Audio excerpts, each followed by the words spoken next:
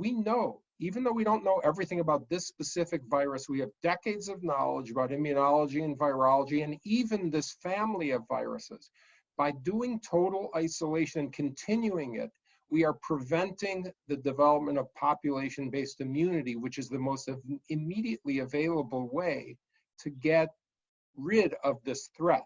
So at this point in time, we have a targeted population that we need to protect very strictly, particularly the nursing home residents, and we can target opening, with that targeting, we can open society in a very knowledge-based way using medical science and common sense and get the economy going again.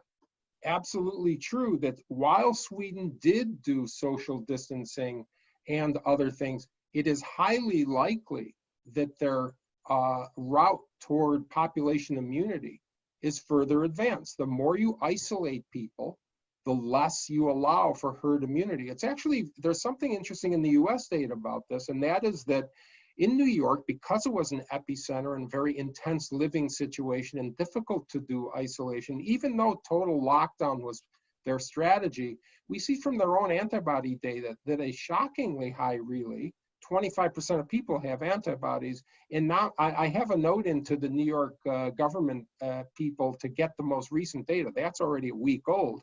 But we know that there's a much higher percentage of people with antibodies out there. That means previous infection.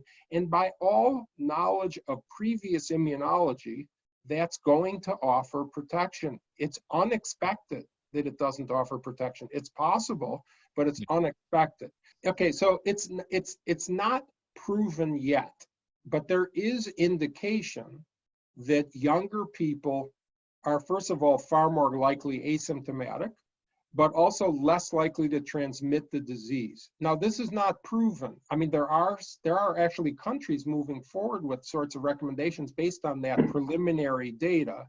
Like, for instance, the Switzerland's Swiss Pediatric Society is saying officially, this is the Pediatric Medical Society, that young people who are children don't transmit disease, therefore these things should be opened up. I think it's a little too early to claim that, but there's clearly a lot of difference in the level of ability to transmit the disease. And of course, we also can still invoke these sort of social distancing and sanitization measures on protecting our vulnerable elderly, even if we don't use that data. But we know that among themselves, young people are not at risk. And why is that important? It's not just that we should spend resources protecting the vulnerable.